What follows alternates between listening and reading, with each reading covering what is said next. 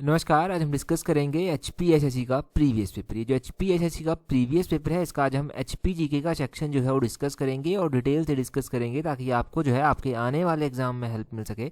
चाहे वो आपका सब इंस्पेक्टर का एग्जाम हो, आप जेवीटी की तैयारी कर रहे हैं, या फिर आप किसी और हिमाचल के एग्जाम की तैयारी कर रहे हैं, डेफिनेटली आपको हेल्प मिलेगी। क्वेश्चन नंबर 121 से अभी हम स्टार्ट करेंगे।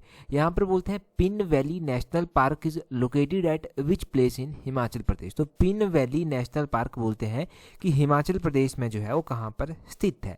Pin valley national park Lahaul Spiti में स्थित है। आपको पता है, आप तैयारी कर रहे हैं तो आपको पता है, परंतु दो चीज़ें होती हैं, या तो आप इस क्वेश्चन में कंफ्यूज हो जाएंगे, या फिर दूसरी चीज़ जो होगी, क्वेश्चन थोड़ा सा चेंज हो जाएगा। क्वेश्चन ये हो जाएगा कि पिन वैली नेशनल पार्क जो कि लाहौल स्पीति में स्थित है, उसको कब जो था वो नेशनल पार्क डिक्लेयर किया गया था। तो उसको 1987 में नेशनल पार्क जो था वो डिक्लेयर किया गया था।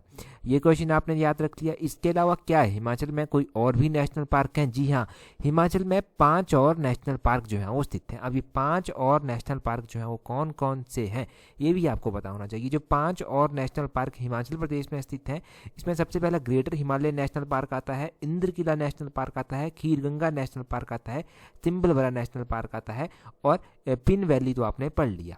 क्वेश्चन बनता है, जो मोस्टली बनता है क्वेश्चन, कि ये जो ग्रेटर हिमालयन नेशनल पार्क है, इसको यूनेस्को की हेरिटेज लिस्ट में शामिल किया जा चुका है। कौन से ईयर में किया गया था? इसको 2014 में यूनेस्को की हेरिटेज लिस्ट में जो है वो शामिल किया जा चुका है। Greater Himalayan national park Kullu में स्थित है, इंद्र किला नेशनल पार्क भी कुल्लू में स्थित है, खीर गंगा नेशनल पार्क भी कुल्लू में स्थित है, और सिम्बलभरा नेशनल पार्क जो है ये सिरमौर में स्थित है। आपने ध्यान रखना है कि लाहौल स्पीति में जो है वो क्या है, लाहौल स्पीति में हिमाचल प्रदेश की सबसे बड़ी वाइल्ड लाइफ सेंचुरी जो है वो स्थित है, जो है किब्बर वाइल्ड लाइफ सेंचुरी। वो ध्यान रखिए। हिमाचल प्रदेश की सबसे छोटी वाइल्ड लाइफ सेंचुरी कहाँ पर है? तो हिमाचल प्रदेश की सबसे छोटी वाइल्ड लाइफ सेंचुरी सोलन में स्थित है, सिल्ली वाइल्ड लाइफ सेंचुरी। और सोलन की चैल वाइल्ड लाइफ सेंचुरी आपने कब पढ़ी थी? गिरिराज पत्रिका में पढ़ी थी, चैल ग्राउंड, चैल वाइल्ड लाइफ सेंचुरी दोनों। क्वेश्चन नंबर 122 देखिए, बोलते हैं which place of Himachal Pradesh has oldest skiing slopes. तो बोलते हैं हिमाचल प्रदेश के किस स्थान में सबसे पुराना स्कीइंग ढाल है? तो सबसे ओल्डेस्ट बोलता है, ओल्डेस्ट पूछा गया है आपसे कि स्कीइंग स्लोप हिमाचल प्रदेश में कहाँ पर है? तो ये कुफरी में स्थित है। ऑप्शन सी सही आंसर है। कुफरी डिस्ट्रिक्ट शिमला में स्थित है, ये आपको पता है। कुफरी जीवन जो है वो आलू की वैरायटी है, ये भी आपको पता है। कुफरी का नाम सुनकर ये जरूर मन में आना चाहिए आपके। यहाँ पर जो है वो कुफरी जो स्कीइंग की ट्रेनिंग होती है, वो फैसिलिटीज़ भी जो है वो प्रोवाइड करवाई जाती हैं। इसके अलावा हिमाचल प्रदेश में स्कीइंग जो है वो नारकंडा में होती है। नारकंडा का एल्टीट्यूड इंपॉर्टेंट है, 2708 मीटर जो है वो नारकंडा का एल्टीट्यूड है। और आपने ध्यान रखना है कि ये भी शिमला में स्थित है। इसके समीप हाटू पीक जो है वो स्थित है। हाटू फोर्ट भी कई बार एग्जाम में पूछ जाता है, तो वो भी इसके समीप ही डिस्ट्रिक्ट शिमला में स्थित है। और भी स्कीइंग की साइट्स हैं, जैसे कि मनाली हो गया, जैसे कि सोलंग वैली हो गया, गुलाबा हो गया, ये मनाली के समीप स्थित है, और रोहतांग दर्रे के भी समीप स्थित है। तो ये आइस स्केटिंग के लिए जाने जाते हैं, या फिर स्कीइंग कह लीजिए। अब आइस स्केटिंग जब मैंने बोल दिया ना, तो आपके माइंड में एक क्वेश्चन आना चाहिए।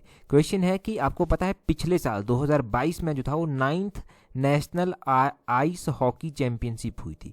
ये जो 9th national ice hockey championship हुई थी, ये हिमाचल प्रदेश में हुई थी। हिमाचल प्रदेश के लाहौल स्पीति डिस्ट्रिक्ट में हुई थी।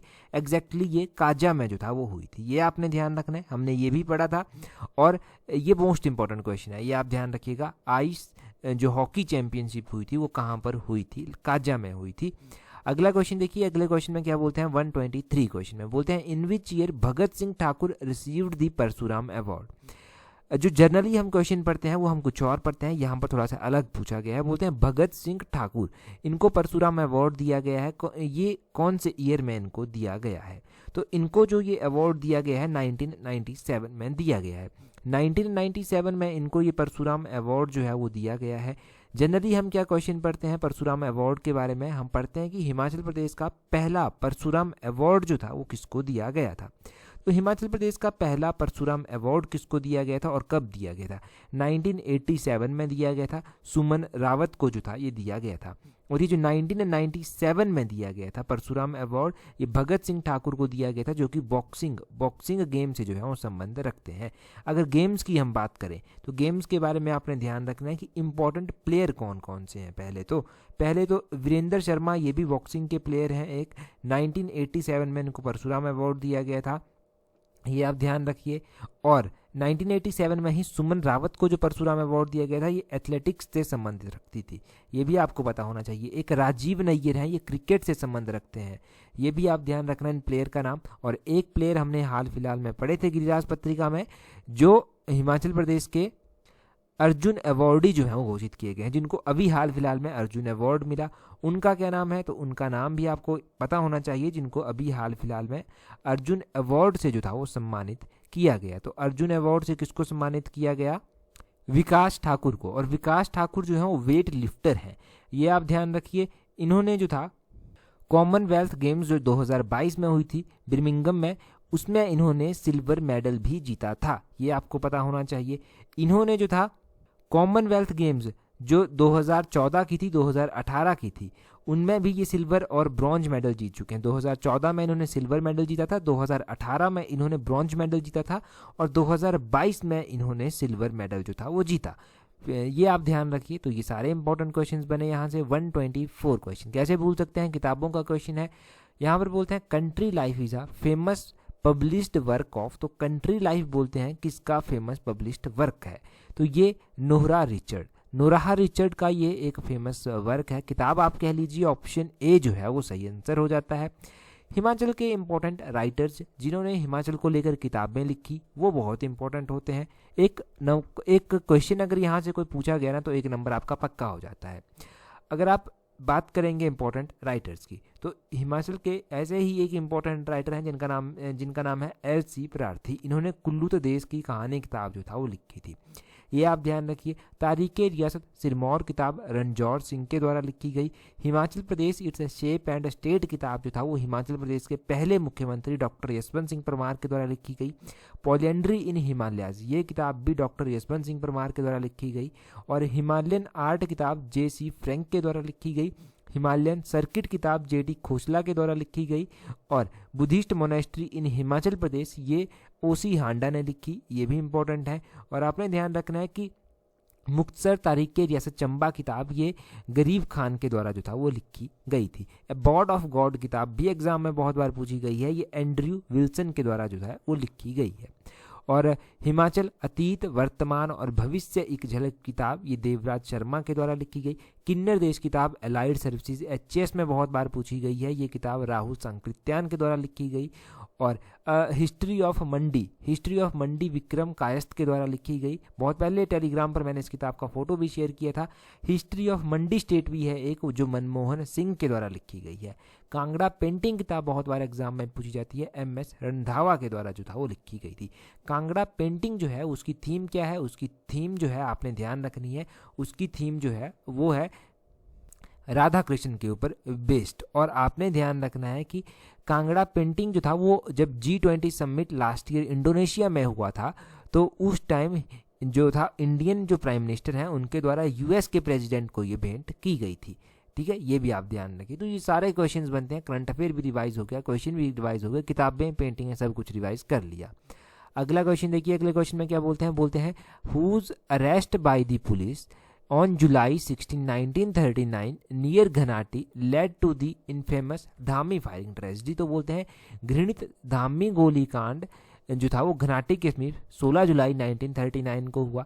पुलिस द्वारा किसे गिरफ्तार किया गया? देखो, पुलिस द्वारा एक व्यक्ति को गिरफ्तार किया गया था जिसके विरोध में बाकी लोग वहां पर जाकर पहुंचे और फिर जो वहां के राणा थे उन्होंने गोली वोली चलाई और कुछ लोग जो था 1-2 लोग वहां पर मारे गए थे, तो भी इसको धामी गोलीकांड कहा गया। तो भागमल सोहता को जो था वो गिरफ्तार किया गया था। ठीक है, ये आपने ध्यान रखना है कि इनको अरेस्ट किया गया था। ऑप्शन बी जो है वो सही आंसर है। दूसरा क्वेश्चन यहीं से बन गया कि धामी गोलीकांड एग्जैक्टली कब हुआ था, तो ये 16 जुलाई 1939 को हुआ था, यहीं पर डेट दी गई है 16 जुलाई 1939। थोड़ा सा सिनेरियो जान लीजिए कि हुआ क्या था। हुआ इस तरह से था कि 13 जुलाई 1939 को 13 जुलाई 1939 को शिमला में एक कॉन्फ्रेंस आयोजित की गई और इसकी अध्यक्षता भागमल सोहता ने जो था वो की थी। इसके बाद इन लोगों ने क्या किया कि इसमें कुछ लैंड रेवेन्यू को लेकर जो था इनकी मांगें थी कि प्रजामंडल के ऊपर जो बैन है उसको हटा दिया जाए। फिर 16 जुलाई को ये लोग क्या किया इन्होंने, ये लोग चल पड़े भागमल सोहता की अध्यक्षता में घनाटे की ओर। जब वहाँ पर पहुँचे तो इनके साथ बहुत सारे लोग जुड़ गए, 1500 के से भी ज़्यादा लोग, इनके 2000 के करीब लोग समझ लीजिए कि ये लोग जो था इनके साथ जुड़ गए। और भागमल सोहता जो अदर लीडर थे उनको अरेस्ट कर लिया गया। भागमल सोहता लीड कर रहे थे तो उनको अरेस्ट कर लिया गया। लोग अग्रेसिव हो गए, लोगों ने जो था थोड़ा सा हल्ला बोला होगा और पुलिस ने जो था इनके ऊपर लाठीचार्ज करना स्टार्ट कर दिया।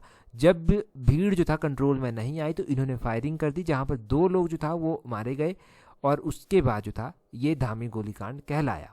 और आपने ध्यान रखना है कि इसकी जांच के लिए जवाहरलाल नेहरू ने कमेटी गठित की, गांधी जी ने भी जो था वो इसकी निंदा की थी और बहुत चीज़ें जो था वो हुई। अगले क्वेश्चन में बोलते हैं 126 क्वेश्चन में बोलते हैं Kardang monastery is located at which place in Himachal Pradesh. तो कारदंग मोनेस्ट्री बोलते हैं कि हिमाचल प्रदेश में कहाँ पर स्थित है। आपको पता है कि कहाँ पर स्थित है, लाहौल स्पीति में स्थित है। अब लाहौल स्पीति तो ऑप्शन में दिया ही नहीं गया है, यहाँ पर तो अलग अलग ऑप्शन दिए गए हैं। तो ये लाहौल स्पीति के हेडक्वार्टर जहाँ पर है केलोंग में, वहाँ पर ये मोनेस्ट्री जो है वो स्थित है। ऑप्शन ए केलोंग जो है वो सही आंसर है। अब कारदंग मोनेस्ट्री केलोंग में स्थित है, इसके बारे में थोड़ा सा ध्यान रखते हैं कि ये मोनेस्ट्री बनी कब थी। ये मोनेस्ट्री लगभग 900 AD के आसपास जो था वो बनी थी। पहला क्वेश्चन, ये मोनेस्ट्री जो था वो 1912 में लामा नॉर्वू थे जिन्होंने इसको रेनोवेट करने के प्रयत्न जो था वो किए थे। ये जो मोनेस्ट्री है ना, यहाँ पर इसमें जो है वो लार्जेस्ट कलेक्शन है। भोटी लैंग्वेज में कुछ किताबें हैं, केंग्यूर तेंग्यूर, इनकी लार्जेस्ट कलेक्शन यहाँ पर अवेलेबल है। मोनेस्ट्रीज और भी हैं जैसे कि ताबो मोनेस्ट्री हो गया। ताबो मोनेस्ट्री जो था वो कब बनी थी, ये लगभग 1000 साल से भी ज़्यादा पुरानी मोनेस्ट्री है। ये 996 AD में बनी थी। 1996 में इसको बने हुए 1000 वर्ष जो था वो पूरे हो गए थे, तब यहाँ पर सेलिब्रेशन भी किया गया था। और आपने मोनेस्ट्री ध्यान रखनी है, तायूल मोनेस्ट्री, ये भी लाहौल स्पीति में जो है वो स्थित है, लाहौल स्पीति में स्थित है। गैमूर मोनेस्ट्री, ये भी लाहौल स्पीति में स्थित है, ये भी केलोंग के समीप भागा वैली में जो है वो स्थित है। गुरु घंटाल गोम्पा, ये भी चंद्रा भागा वैली के तुपचलिंग विलेज में जो है वो स्थित है। ये आप ध्यान रखिए। चंद्रा भागा वैली का क्वेश्चन आपको कैसे भूल सकता है, पब्बर वैली का। पब्बर वैली जो है इसी को चंद्रा भागा वैली भी, पत्तन वैली जो है इसी को चंद्रा भागा वैली के नाम से भी जाना जाता है। और पत्तन वैली जो है लाहौल स्पीति की ग्रीनरी और ऑर्चर्ड के रूप में भी जानी जाती है। तो ये सारे क्वेश्चन यहाँ से बने। 127 में बोलते हैं Renuka fair is celebrated in which district of Himachal Pradesh. इसको तो आप फटाफट कर देंगे। रेणुका मेला जो है ये सिरमौर डिस्ट्रिक्ट में स्थित है, बिल्कुल आसान है। क्या रेणुका मेला एक इंटरनेशनल मेला है या फिर नेशनल लेवल का मेला है? रेणुका मेला आपने ध्यान रखना है कि ये इंटरनेशनल लेवल का मेला है। कौन सा मेला है? इंटरनेशनल लेवल का ये मेला है। ये इंपॉर्टेंट क्वेश्चन बनता है कि इंटरनेशनल लेवल है या नेशनल लेवल है। अब ये मेला होता कब होगा, ये भी क्वेश्चन बन गया है। तो ये मेला जो है ये अक्टूबर नवंबर, स्पेशली नवंबर के महीने में जो है ये मेला मनाया जाता है। दिवाली के 10 दिन बाद जो है ये मेला लगता है। सिरमौर में कौन कौन से मेले लगते हैं? सिरमौर में एक तो ये रेणुका मेला लगता है, सिरमौर में गांधी मेला लगता है, सिरमौर में त्रिलोकपुर मेला लगता है, नाग नहोना मेला जो है वो सिरमौर में लगता है।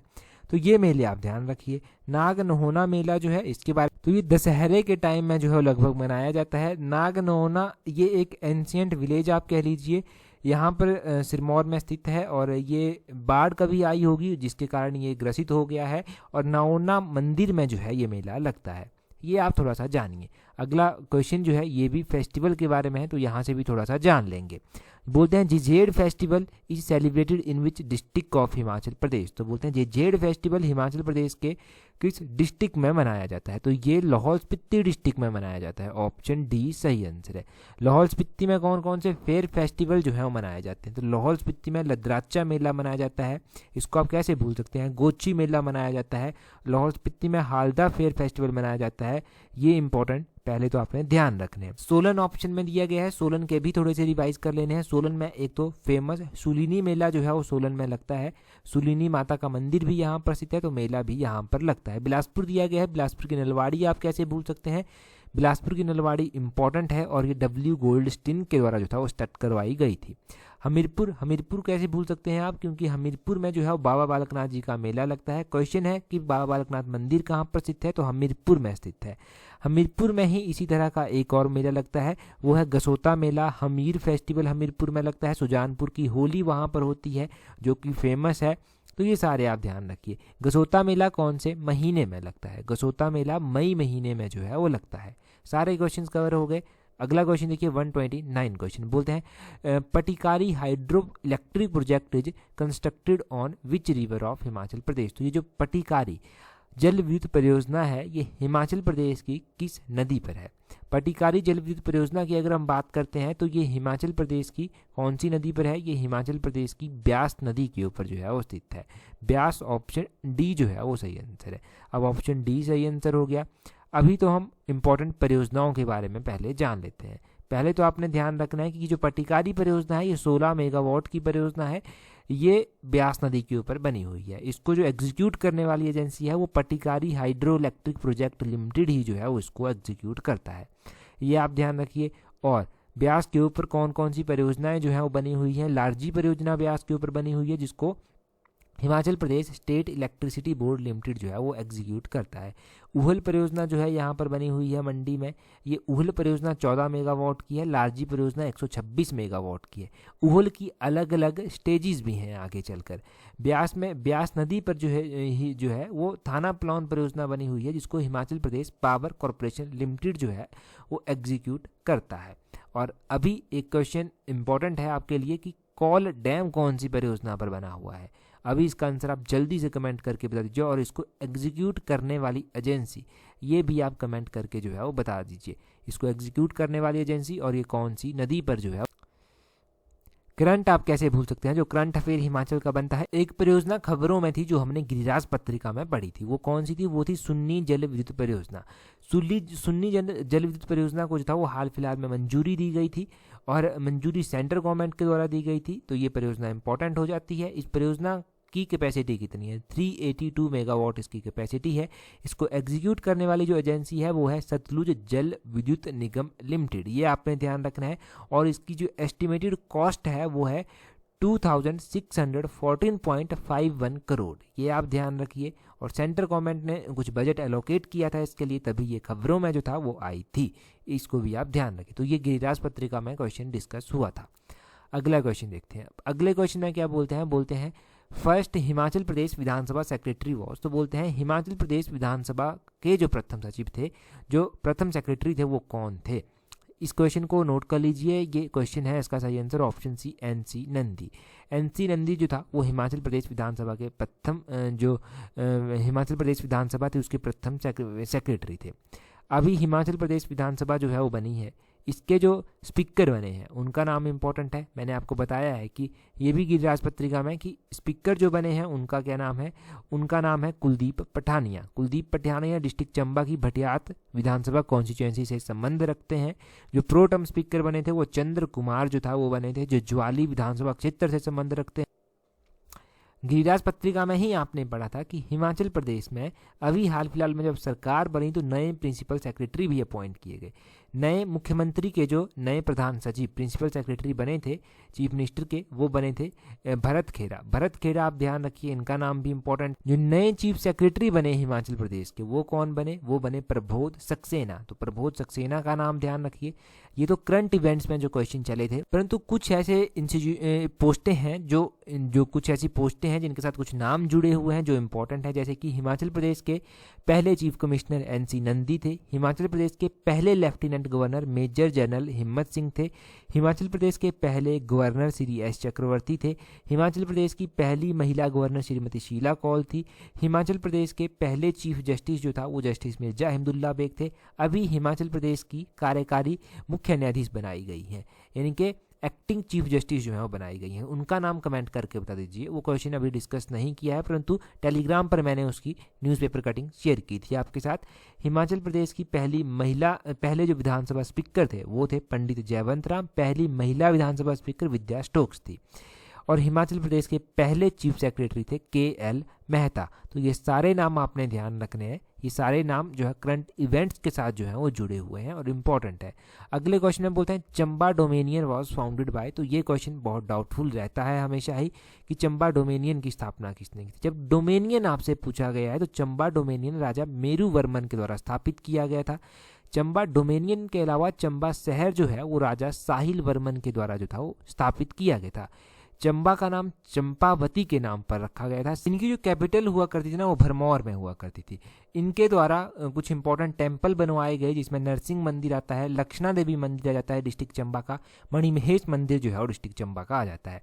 आपको पता है चंबा जो है वो भगवान शिव के लिए जाना जाता है क्योंकि यहाँ पर जो है वो मणिमहेश यात्रा होती है। तो मणिमहेश यात्रा जरूर ध्यान रखना कि चंबा में जो है वो होती है और ये इंपॉर्टेंट है। चंबा में 84 मंदिर स्थित हैं, चंबा में लक्ष्मी नारायण मंदिर स्थित है, चंबा का चौगान फेमस है। चंबा का चौगान और चंबा शहर रावी नदी के किनारे जो है।